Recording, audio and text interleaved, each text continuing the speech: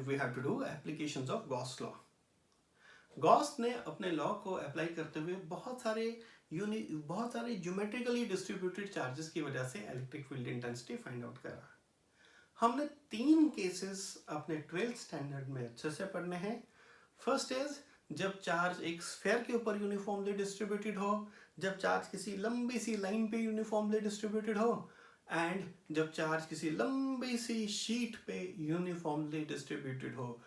उन 3 केसेस में using Gauss law we have to find out electric field intensity. Application of Gauss law कराने से पहले I will come back to introduction of Gauss law. Gauss law था क्या?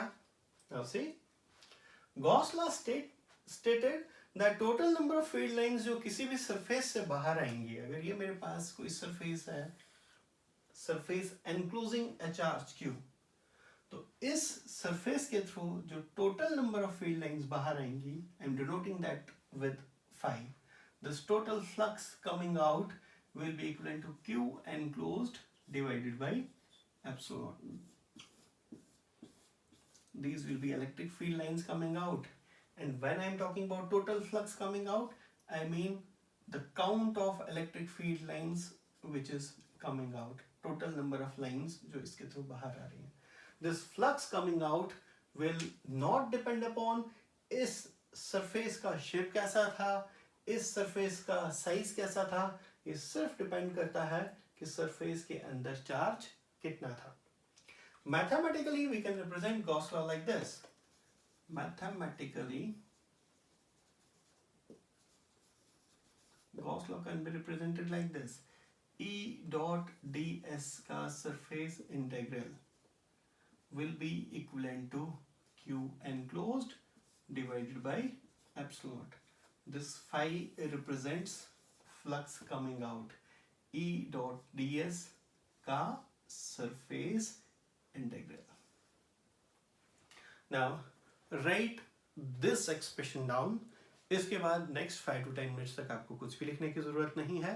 जो भी चीज लिखने की जरूरत होगी उसके लिए मैं आपको I'll let you know कि now write the things down. Now see, इसी expression में I can rewrite this expression like electric field intensity dot ds का surface integral is equivalent to phi. Now, अगर मेरे पास इलेक्ट्रिक फील्ड इंटेंसिटी और ये area vector ये दोनों आपस में पैरेलल हैं. एरिया वेक्टर और एरिया आपने 11th स्टैंडर्ड में पढ़ा होगा कि अगर ये एरिया है तो area vector is perpendicular to area. Like area vector of this board, बेशक एरिया ऑफ बोर्ड ये है, area vector will be this thing perpendicular to this board. Area vector for floor, it will be perpendicular to floor. Once again saying, area vector of my palm is this. Although this is the area of palm, but area और area vector का direction हमेशा एक दूसरे के perpendicular हुआ करता है. Now I am saying, if electric field intensity और area vector ये अगर आपस में perpendicular हो जाते हैं तो डॉट प्रोडक्ट में मुझे cos थीटा इग्नोर करना पड़ेगा. cos थीटा की जगह straight way I can write as 1. तो this expression can be rewritten as electric field intensity into area का surface integral. This will be equivalent to flux. एक और assumption मैं यहाँ पे ले रहा हूँ, अगर electric field intensity throughout the surface same है तो then electric field intensity term बाहर आ गया. Integration of ds is equivalent to phi, और electric field intensity is equivalent to phi upon integration of ds is total area of that particular surface. तो जिसकी जगह मैं a लिख सकता हूँ या ds, एक बार फिर से I've written it down, flux upon area. इस एरिया को मैं गॉसियन सरफेस एरिया कहता हूँ. Now write down the term Gaussian surface. Yes, Gaussian surface.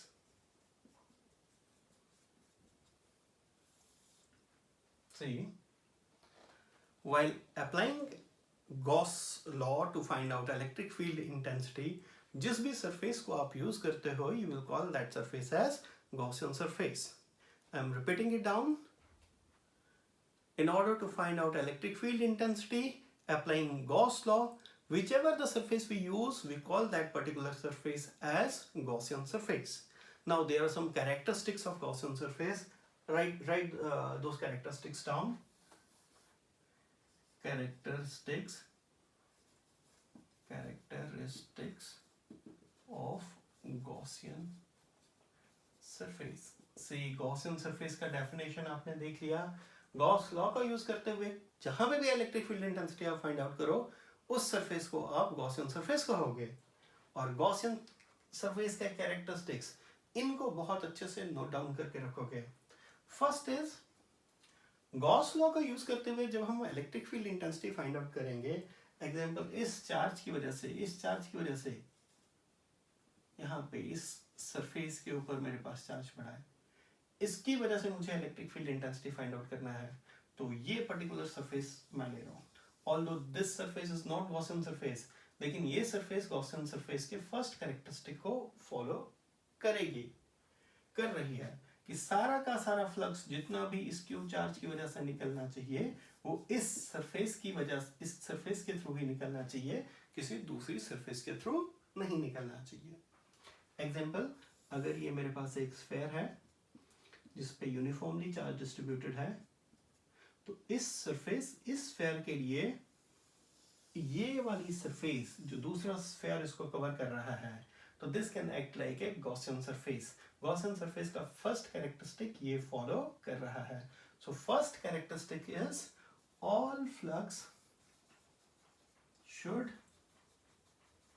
Pass through Gaussian surface only. Now, second characteristic, at any instance, electric field lines and area of Gaussian surface both should be perpendicular to each other. Area, या जब आप area vector की बात करो, तो electric field lines और area vector, both of them should be parallel to each other.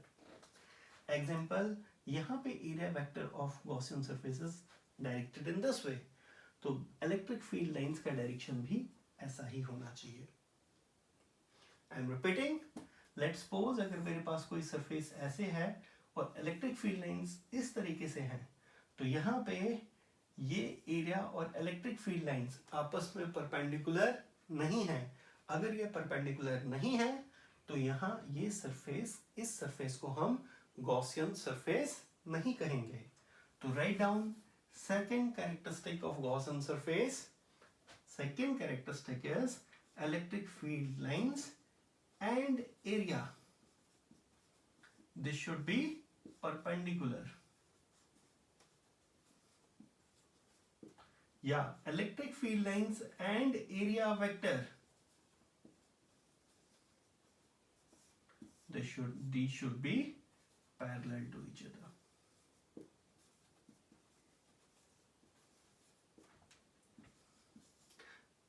This was second characteristic. Now coming to third characteristic of Gaussian surface. Third characteristic is electric field intensity should be same throughout the surface. ऐसा ना हो कि कहीं पे surface में electric field intensity stronger हो, कहीं पे वीक हो. अगर ऐसा हुआ तो उस सरफेस को आप गॉसियन सरफेस नहीं कह सकते. गॉसियन सरफेस में electric field intensity through out the surface same होना चाहिए. एग्जाम्पल, अगर इस तरीके का मेरे पास इलेक्ट्रिक फील्ड लाइंस है, तो ये सरफेस, इस सरफेस को आप गॉसियन सरफेस, ये सरफेस गॉसियन सरफेस का थर्ड कैरेक्टरिस्टिक फॉलो करती है. लेकिन अगर यहाँ पे इलेक्ट्रिक फील्ड इंटेंसिटी स्ट्रॉन्ग है, फिर यहाँ पे जाके वीक है, तो इस सरफेस को आप गॉसियन सरफेस नहीं कह सकते. सो आई होप तीनों के तीनों characteristics of Gaussian surface are clear to you. First is all flux should pass through that Gaussian surface only. Second, electric field lines and area both should be perpendicular to each other at every point. And third, electric field intensity should be same throughout the Gaussian surface area. कहीं पे ज़्यादा या कहीं पे कम नहीं होना चाहिए. Now fourth is the property of Gaussian surface. वो आप नोट डाउन करके रखोगे. Now see, मैंने आपको बताया था कि अगर ये downward direction electric field lines का डायरेक्शन है तो this will be the direction of potential drop, voltage drop. This will be direction of voltage gain. अगर आप इस डायरेक्शन में जाओ perpendicular to electric field lines तो there should be no change in electric potential. अब Gaussian surface में भी electric field lines और सरफेस एरिया आपस में परपेंडिकुलर टू ईच अदर होता है, इसलिए गॉसियन सरफेस में हर पॉइंट पे पोटेंशियल सेम होता है. So write it down. Fourth का प्रॉपर्टी आ गया. कैरेक्टरिस्टिक्स में ही नोट डाउन करके रखो.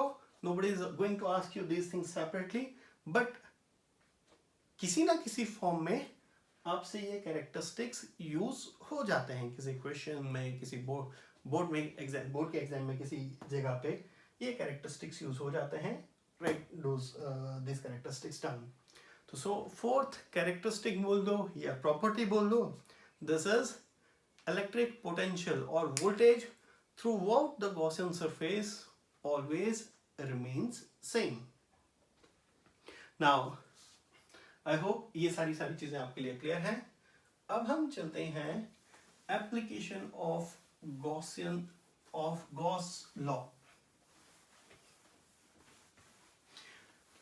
अभी तक आपने ये सीख लिया कि गॉसियन सरफेस होती क्या है और ये देख लिया कि गॉसियन सरफेस के कैरेक्टरिस्टिक्स क्या क्या होते हैं. Now we are doing electric field intensity का calculation using Gauss law. First thing that you will be asked is to find out electric field intensity because of uniformly charged sphere using Gauss law. अब आपके पास ये कोई sphere given होगा. इस sphere के ऊपर uniformly charge distributed होगा and you will be asked कि इसकी वजह से इलेक्ट्रिक फील्ड इंटेंसिटी कैलकुलेट करा जाए. नाउ स्टार मार्क करते हुए राइट डाउन. अब स्फेरिकल चार्जेस के लिए मैं वेरियस केसेस लूंगा. First case I am talking about conducting spherical charge. जब मेरे पास कोई कंडक्टिंग स्फेरिकल चार्ज है, कोई कंडक्टिंग स्फेयर है और उसके ऊपर मैं चार्ज रख रहा हूं. सपोज करो मैं इसके ऊपर कोई चार्ज रख रहा हूं.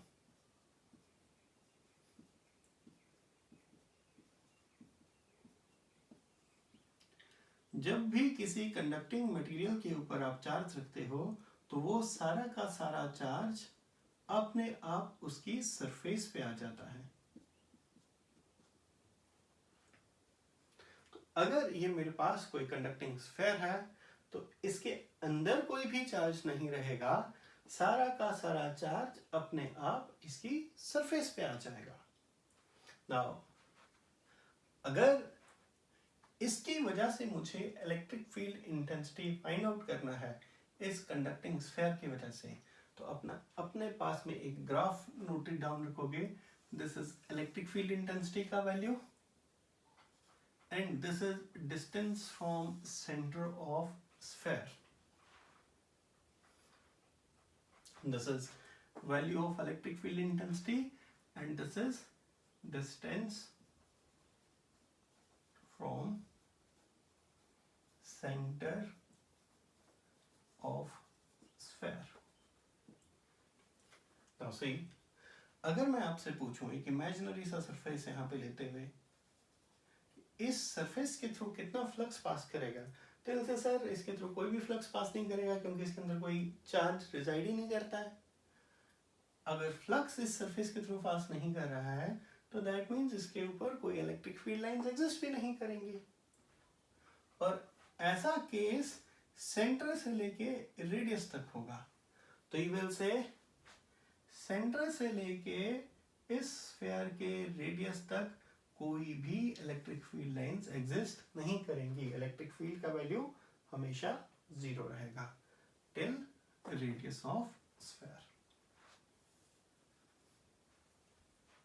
नाउ मूविंग अहेड, अब इस स्फेरिकल चार्ज के लिए मैं कोई दूसरा स्फीयर अज्यूम कर रहा हूं। इसकी वजह से, इस स्फीयर की वजह से मुझे at distance x electric field intensity find out करना है। तो इस x डिस्टेंस पे मैं एक स्फीयर अज्यूम कर रहा हूं जो कंसेंट्रिक टू इनिशियल स्फीयर है। नाउ दिस स्फीयर, ये जो स्फीयर मैंने ड्रॉ करा हुआ है, ये सरफेस S1 ड्रॉ कर रही है। This sphere will act like Gaussian surface for this charge. Now see, ये वाला स्फीयर सारे के सारे कैरेक्टरिस्टिक्स फुलफिल करता है। फर्स्ट वाज कि सारा का सारा फ्लक्स इस चार्ज की वजह से इस स्फीयर के थ्रू ही निकलना चाहिए, फॉर श्योर वो फॉलो हो गया। Second was electric field lines और गॉसियन सरफेस आपस में परपेंडिकुलर होना चाहिए। यस, इसकी वजह से जो इलेक्ट्रिक फील्ड लाइंस निकल रही हैं वो लाइक दिस निकल रही हैं। हमेशा इलेक्ट्रिक फील्ड लाइंस और सरफेस आपस में एक दूसरे के परपेंडिकुलर हैं। And third was electric field intensity should be same through out. Yes, वो कैरेक्टरिस्टिक भी फॉलो हो गया। इलेक्ट्रिक फील्ड इंटेंसिटी जितना यहाँ पे है उतना ही यहाँ पे है, उतना ही यहाँ पे।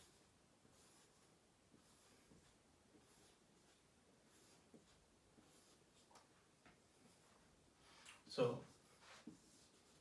applying Gauss law, मुझे electric field intensity straight way पता चलेगा। Electric field intensity is equal to total flux coming out divided by Gaussian surface area, which in this case is 4 pi x square. X is radius of this Gaussian surface, तो Gaussian surface का area 4 पाई r square या 4 पाई x square available है हमारे पास। Now see, जब आप board में इस question को अपीयर करोगे तो you have to write it like this. Firstly ये ड्रॉ करते हुए you will write according to Gauss law, this thing everyone has to write down. This phi is equivalent to E dot ds का, you have to write it like this, and then which is equivalent to Q upon epsilon naught. Then you can write down इसके बाद this surface S1 acts like Gaussian surface for the charge Q provided here. So you will say this expression can be reduced to electric field intensity into Gaussian surface area, which is 4 pi x square is equivalent to Q upon epsilon naught. So electric field intensity will be equivalent to Q upon 4 pi x square. So I hope अब electric field intensity because of charge sphere find out कर पाए inside and outside. Inside the sphere it will always be 0 and outside it will be Q upon 4 pi x square. तो जितना radius तक electric field intensity का value 0 रहेगा, radius पे इसका value 4 पाई r square हो जाएगा। जितना आगे जाते जाओगे electric field intensity will decrease. I hope ये एक्सप्रेशन आप सबके लिए क्लियर है। नाउ वी आर डूइंग, ये ग्राफ आप नोट डाउन करके रखोगे। Electric field intensity inside metallic sphere will be 0. It will be maximum at surface and outside electric field intensity will be equivalent to Q upon 4 pi x square. Value of electric field intensity being maximum at surface. जितना दूर जाते जाओगे electric field intensity decrease करता जाएगा। Now second case we are talking about electric field intensity because of non-conducting solid sphere। अब मेरे पास ये कोई non-conducting solid sphere होगा,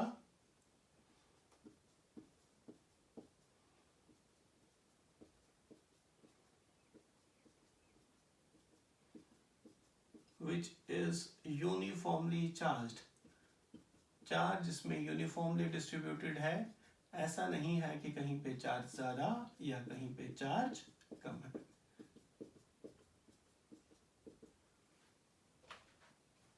इस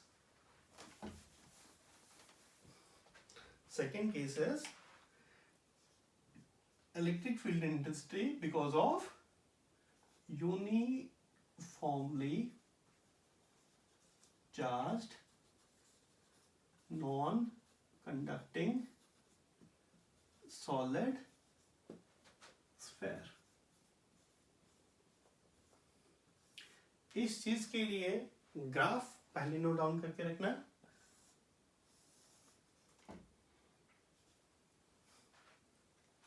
नाउ सी, अगर मैं इस केस में एक this calling this to be centre of sphere, this to be radius of sphere, और मैं आपसे बोल रहा हूं कि इस पॉइंट पे इलेक्ट्रिक फील्ड इंटेंसिटी कितना है, तो इस पॉइंट पे आप एक गॉसियन सरफेस ड्रॉ कर सकते हो।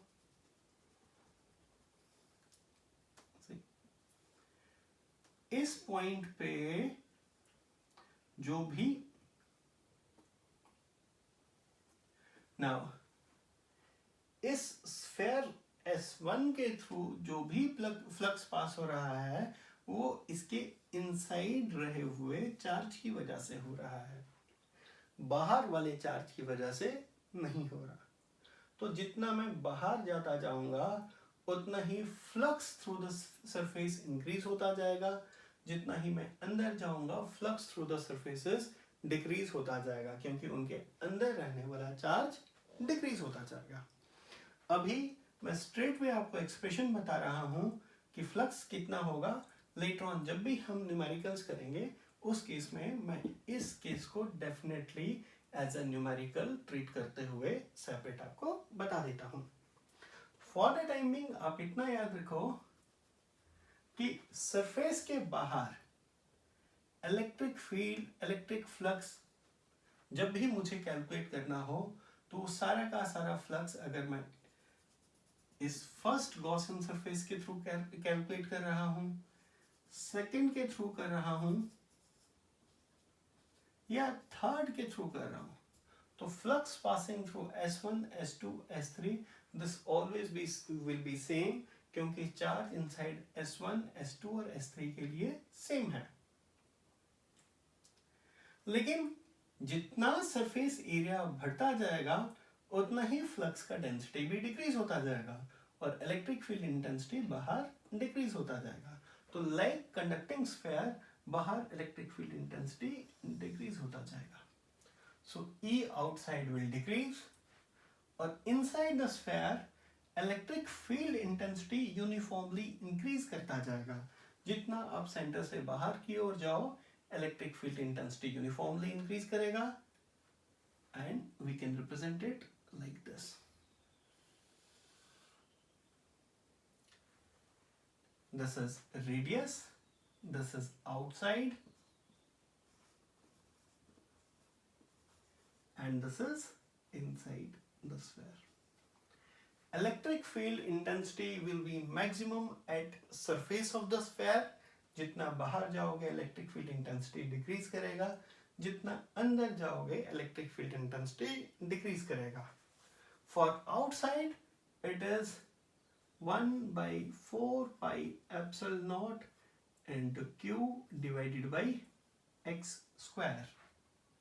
This is electric field intensity outside। Generally ये इसके इक्विवेलेंट भी हो सकता है 1/4 pi epsilon not into q upon x square multiplied by r square upon r square. r square से r square cancel out करते हुए it is very clear to you कि r square से multiply और divide करने से यहाँ पे कोई भी difference नहीं आया है. तो this thing is electric field intensity at surface. So you can write it electric field intensity at surface into r upon x का whole square. So electric field intensity outside, this will be equivalent to electric field intensity at surface into r upon x का whole square. Electric field intensity at surface is 1 by 4 pi epsilon naught, जिसकी जगह आप 9 into 10 raised to power 9 लिखते थे, into q upon r square. Now talking about electric field intensity inside. Let me suppose मैं इस position पे electric field intensity find out कर रहा हूँ जो सेंटर से किसी small distance r पे I want to do it. Now इन दो ट्रायंगल्स, छोटी वाली ट्रायंगल और बड़ी वाली ट्रायंगल की अगर मैं बात करूं, दोनों सिमिलर ट्रायंगल्स हैं. This represents electric field intensity inside. This represents electric field intensity at surface. Since triangles are similar, so you will say this value upon this value will be equivalent to small r upon capital R. So electric field intensity inside upon electric field intensity at surface will be equivalent to small r upon capital R. So electric field intensity inside will be equivalent to electric field intensity at surface into r upon r. बच्चे ये तीनों expressions first, second and third अब by heart याद रखोगे. These days NEET और आपका JEE mains उनमें straight way expressions का यूज पूछा जाता है. इनफैक्ट अब आपका सीबीएसई भी इसी पैटर्न को फॉलो कर रहा है एंड वो भी आपसे स्ट्रेट वे इनका एप्लीकेशन पूछेगा. So when you are talking about non conducting solid sphere, तो इस ग्राफ को याद रखोगे. Electric field intensity will be maximum at surface और वैल्यू हो जाएगी k into q upon r square. This is electric field intensity at surface. K 1 by 4 pi epsilon naught को denote कर रहा है. Electric field intensity outside, this will be equivalent to E surface into R upon X का whole square. And electric field intensity inside, E inside will be equivalent to electric field intensity at surface into R upon capital R, where R is distance of that point from center of sphere and capital R is radius of the sphere. So spherical cases में ही मैं third case के लिए आपके पास आ रहा हूं.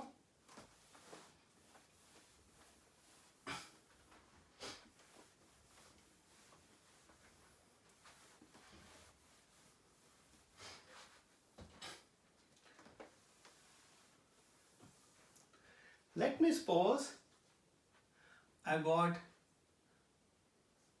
point charges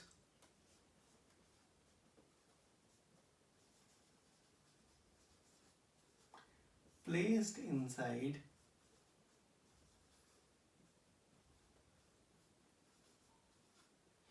metallic shells. Now यहाँ पे बहुत अच्छे से आप ध्यान देना जो मैं कह रहा हूँ. Let me suppose ये मेरे पास एक metallic shell है. This is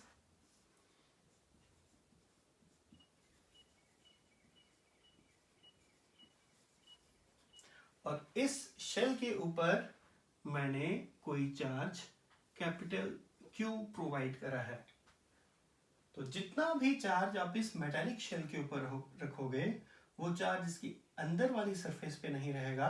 चार्ज हमेशा बाहर वाली सरफेस पे, मेटल के ऊपर जब भी आप चार्ज रखो तो वो खुद ब खुद उसकी बाहर वाली सरफेस पे शिफ्ट हो जाता है। तो यहाँ पे मेटल का सारा चार्ज, ये क्यू चार्ज इसकी बाहर वाली सरफेस पे शिफ्ट हो जाएगा।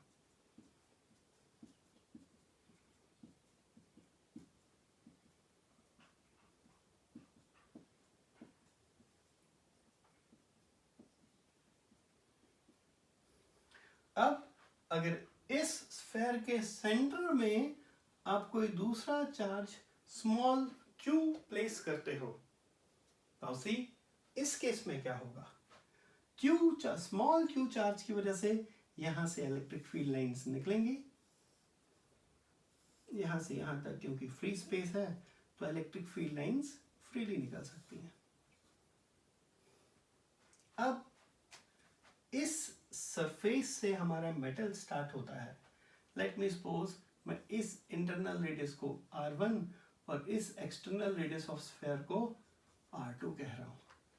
तो 0 से लेके R1 तक इलेक्ट्रिक फील्ड लाइंस होंगी और वो अंदर रखे हुए पॉइंट चार्ज की वजह से थी। अब यहां पे इलेक्ट्रिक फील्ड लाइंस ने फिनिश होना है और आपको पता है इलेक्ट्रिक फील्ड लाइंस हमेशा नेगेटिव चार्ज के ऊपर ही फिनिश होती हैं। इनिशियली इस स्फीयर के अंदर वाली साइड पे कोई भी चार्ज प्रेजेंट नहीं था। अब क्योंकि यहाँ पे इलेक्ट्रिक फील्ड लाइंस ने फिनिश होना है तो यहाँ पे नेगेटिव चार्ज आना चाहिए। सी मेटल के ऊपर जब आप ये मेटल मेरा यहाँ से यहाँ तक था, यहाँ से यहाँ तक कोई भी इलेक्ट्रिक फील्ड लाइन नहीं रिजाइड करनी चाहिए। In properties of electric field lines you had studied it. अब अगर यहाँ पे कोई भी इलेक्ट्रिक फील्ड लाइन नहीं है तो इलेक्ट्रिक फील्ड लाइंस को यहाँ पे फिनिश होना चाहिए। तब से इलेक्ट्रिक फील्ड लाइंस को फिनिश करने के लिए नेगेटिव चार्ज अपर सरफेस से इनर सरफेस तक ट्रांसफर हुआ है। नाउ आई एम सेइंग कि नेगेटिव चार्ज ऊपर से नीचे आया है तो यहाँ पे अंदर वाली सरफेस पे माइनस क्यू चार्ज प्रेजेंट होना चाहिए। If this was plus Q, इस प्लस क्यू की इलेक्ट्रिक फील्ड लाइंस को खत्म करने के लिए अंदर वाली सरफेस पे total minus Q charge present होना चाहिए। अब ये नेगेटिव चार्ज इस बाहर वाली सरफेस से अंदर आया था, तो अगर बाहर वाली सरफेस से अंदर नेगेटिव चार्ज गया है, नेगेटिव चार्ज अगर अंदर चला गया है तो ये वाली सरफेस, बाहर वाली सरफेस फर्दर पॉजिटिव हो जाएगी। So the total positive charge attained by this external sphere, this external surface, so this will be equivalent to Q plus Q. I hope ये चीज आपके लिए क्लियर है। यहां से यहां तक इलेक्ट्रिक फील्ड लाइन सिर्फ इस Q की वजह से होगा। यहाँ पे कोई भी इलेक्ट्रिक फील्ड लाइंस एग्जिस्ट नहीं करनी चाहिए क्योंकि ये मेटल का रीजन था। अब इसके बाहर अगर हम देखें तो इस सरफेस के ऊपर चार्ज प्रेजेंट हो गया है Q प्लस Q। तो सिंपली इस चार्ज ने अपना इफेक्ट बाहर वाली सरफेस पे इंड्यूस कर दिया और बाहर जितना भी फ्लक्स होगा वो इस Q प्लस Q की वजह से होगा। I hope this thing is clear to you. Now see, अब अगर इस केस में मुझे electric field intensity versus distance graph plot करना है तो write it down.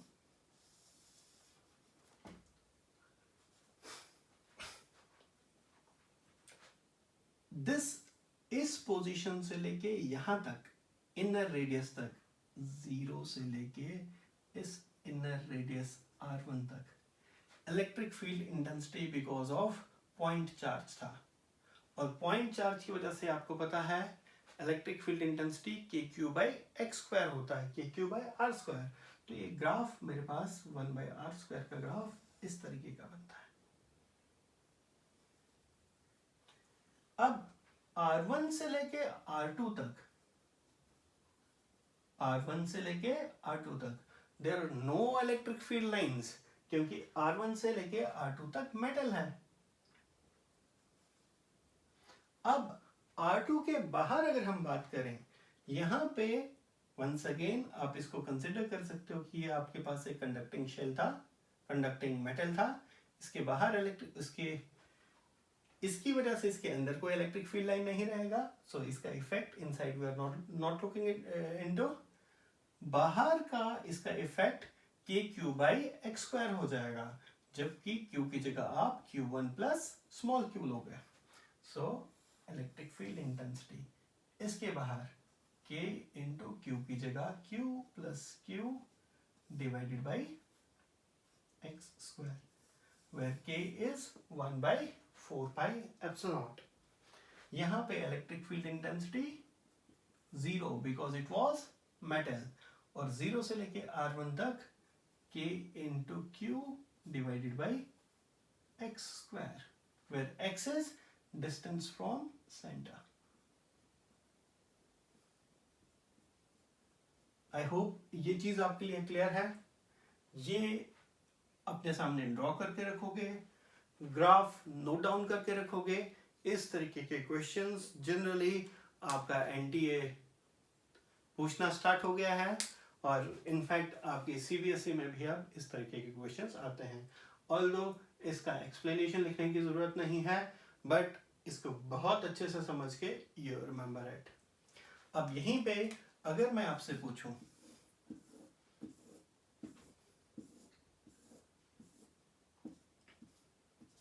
This is the direction of electric field lines, मैं पूरे स्फेयर के वजह से ड्रॉ नहीं करूंगा, सिंपली आपसे पूछूंगा अगर आप इस डायरेक्शन में जाते हो, you are moving in the direction opposite to electric field lines, तो इस डायरेक्शन में जाते जाते हमेशा वोल्टेज गेन होगा। अगर आप इस डायरेक्शन में जाओगे, you are moving in the direction of electric field lines, there will be voltage loss.